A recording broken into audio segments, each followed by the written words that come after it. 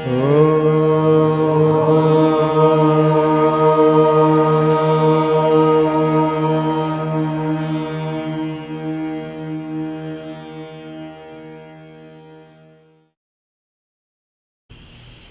are that super spirit, the divine. You are the pure soul, pure Atman, the pure spirit. Because what you call the very nature is that which has been created. As such, your body is created. Your mind undergoes these three gunas, because the mind is not always the same.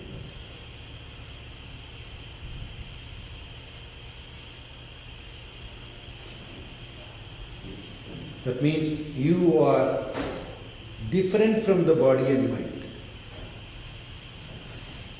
You see your body and mind getting tossed by the three gunas. The very awareness of that itself is enough for you to keep that peace, for you to stay out of it and watch the body and mind sometimes getting affected by it. Because after all, body and mind is part of the nature. That is something created that will live for a while and may get destroyed, or constantly changes. Because after all, what is nature? Anything that constantly changes is what you call nature. That is the quality of nature. In the whole universe, you see everything changes every second. We are not the same people who came into this hall half an hour back. We have all changed. A part of us died already. Something new has been added. The plant is not the same half an hour back. It's growing old. Something is lost, something is gained. So change is the very nature.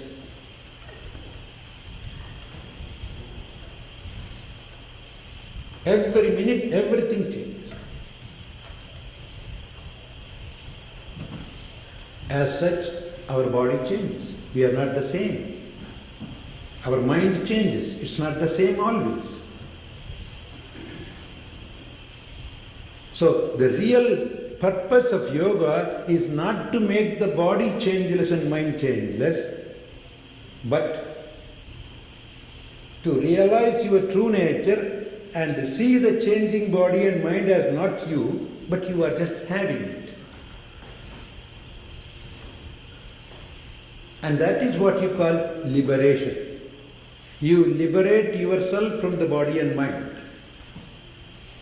You are not affected by it, you are not caught by that. You use them, you keep them, you own them, you possess them, but you don't allow them to possess you. They are yours, you are not theirs.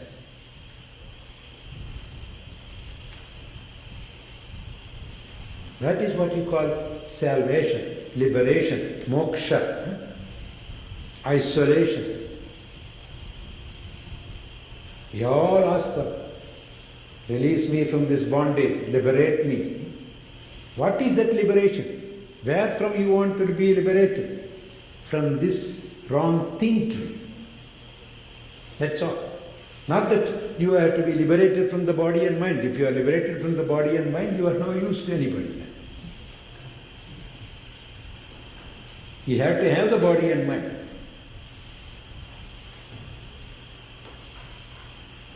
If you are to be useful to people, if you are to exist, you have to have these instruments. Without that you cannot function, you cannot do anything. So they are your instruments given to you. But gradually what becomes, you become so attached to that and you feel you are that. That's why, oh, I'm a little old now. I'm a little black now. I have a scar. The doctor operated on my hand, so I have a scar here. See, the doctor operated on my hand, so I have a scar. Listen carefully. The doctor operated on my hand, me and mine. In that utterance, I am different from my hand. I am the owner of the hand, and doctor operated on my hand, and so you see I have a scar. When the doctor operated on your hand, why should you have a scar? Huh? Who should have a scar? Huh? He operated on my hand and the hand has a scar and not you. You simply know it. It's something like I parked my car in the downtown New York. After half an hour when I came back, I saw a dent in my car. You didn't see a dent on you.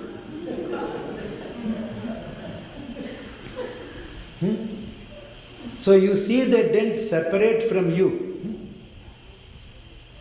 That means you are not identifying yourself.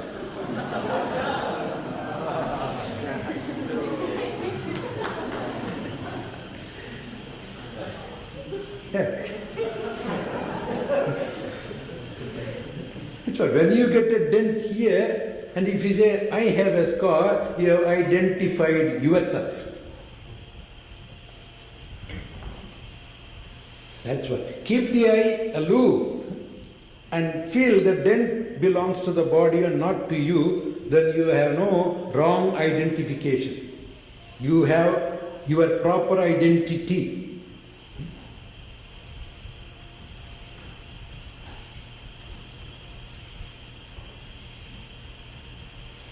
Yes, Ganga. The question is, we hear you say this and we believe it. It makes sense. Do you? Great. Thank you. Mentally, I'm saying. Yeah. But the occasion presents itself where, for instance, I experience being tamasic after a big meal or something. So I can say to myself, the mind is tamasic, the body is tamasic. I can say it can be a statement. But in no way am I really experiencing this, what you call liberation. So the exercise goes on and on, where I make this conscious statement, I'm not depressed, it's only my mind is depressed. But how long does this process continue? Until you get out of it. Yeah. Until you first hear it theoretically, then you apply the theory on your life, in your life, and every time you feel that I have a scar, say, no, it's not me, it's my body. You separate it because of your habit and previous hypnotization, you fall into that hypnotic trance again and again, but sometimes the truth comes.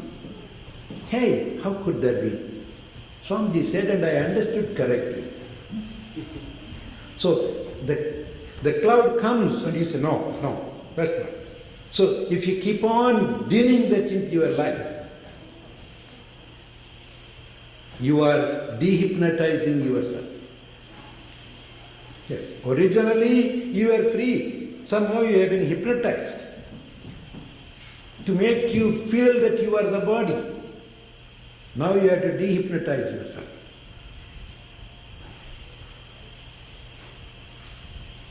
So it takes time. Keep on. That is what you call awareness. Constantly become aware of you. Become aware of who you are. Even when there is hunger, okay, who feels hunger? Me or my body? Yes, sure. body functions, works a lot, and it has exhausted some of its energy, it has to be replenished. So, and that want of replenishing is what you call hunger. So the body needs food. Okay, put some food to the body, like you refuel your car. But when you go to the kitchen, you can say I am hungry, but you should not really feel that way. You are asking food for your body and not for you. If you keep on thinking it, it will become a part of your nature. But I don't want you to go and just ask your Mama, the body needs a little food, can you put it? Then the Mama will think that she made a mistake in sending you to the ashram. So that's what, when you are in Rome, behave like Romans. Talk like anybody else, but don't feel like everybody. Yeah. They really feel that they are the bodies. You should not feel that way. Always separate yourself. Even intelligence, even your talk. Who is talking? Who has that intelligence? My mind. I am just the wearer of it. I am the owner of it. I am just playing my tape recorder. I recorded a lot, I am playing it back. So it's my tape recorder being played back. Even the ideas don't belong to me. I am a witness to that. I know that something has been recorded. I know something being played back. That knowing. I know I was happy yesterday. I know I am unhappy today. I know I am going to get out of it tomorrow. See? That means yesterday I was unhappy, today I am happy, tomorrow I may not be happy. What is the common thing here?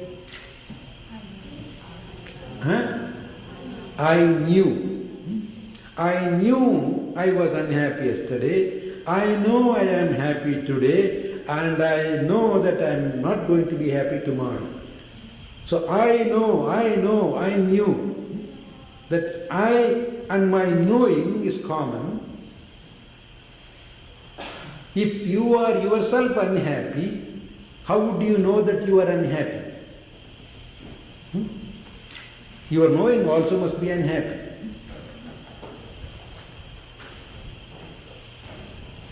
It's a very delicate point here.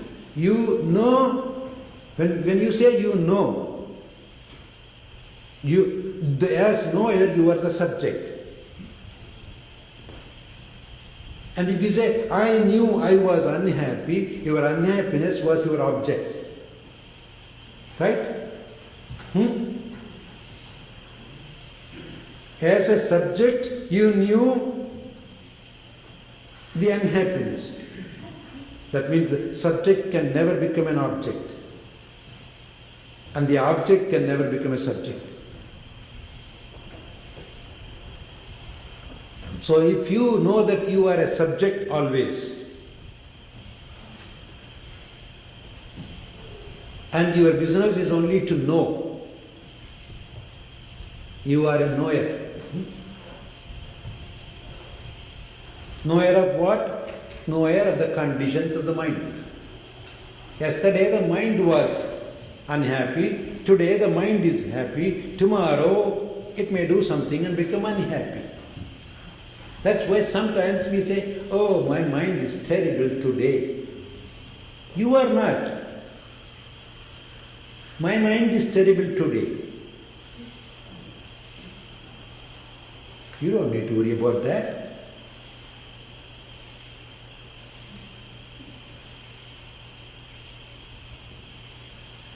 And that is what you call separation. You remain in your own true nature and witness everything. You are a constant witness.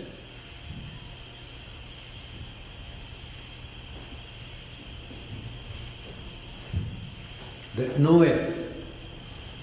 the observer.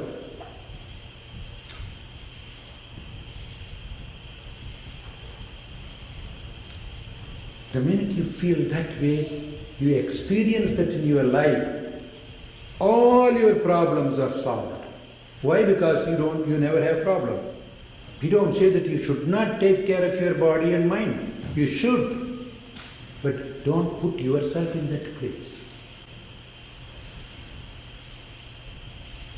Then you are above the three gunas.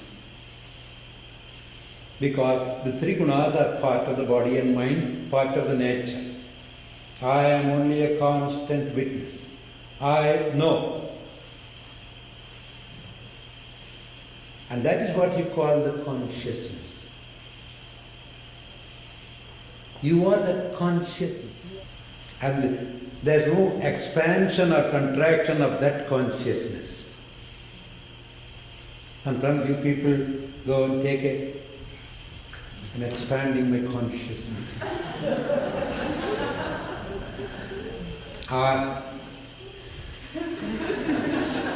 Expansion.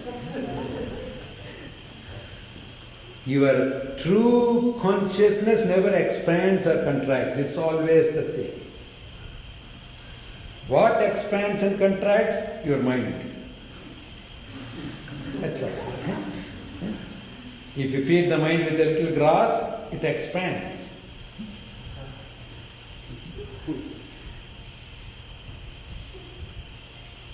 But it's still the mind. It's not you. You are changeless. No expansion, no contraction. You are eternal, immortal principle. Changeless Atma.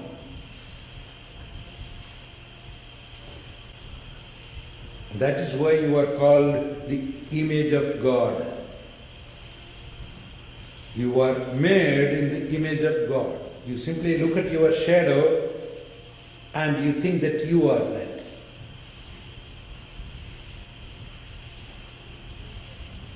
You may be, in a given day you are always 6 feet high.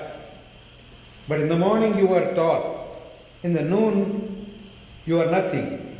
In the evening you are tall again. Why? Huh?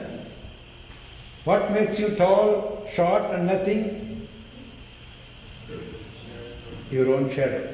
You just look at your shadow and say, oh, I am tall.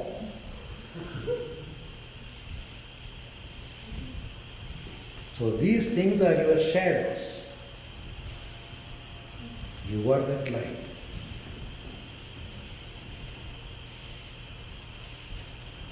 Now, that seems to be a little philosophy, and it's hard to live that way. It's too much for us to swallow. All I know is I am Mr. So-and-so. I am Miss so-and-so. I am Philip. I am John. I am Jacob. I am John. I am Mary. I think I am a little intelligent. I think I am a little foolish. You may say that I am all immortal, pure, this, that. It looks nice and sounds nice. I love to be that way, but I can't. Is there any hope for me? People do ask questions. To them we say, okay, you are identifying yourself to be the body and mind. Okay. Forget about the pure self. Now you are the mind. So as mind, you undergo these changes. Sattva, rajas, tamas. Can I get out of it? You cannot get out of it, and you need not get out of it, but you can remain in the center. You can avoid extremes, swinging. You can avoid too much tamas, too much rajas. you can maintain the equanimity. Now I am talking in terms of the body and mind. As body, you can maintain your equanimity, your tranquility, your balance. As mind, you can maintain that. But don't you think it will be boring if I always maintain that? It won't be. First learn to maintain that, and then if you really get bored without losing the center, stretch a little this way and that way if you want. Swing around a little, but don't lose the center. Yes. Life is for fun, to enjoy.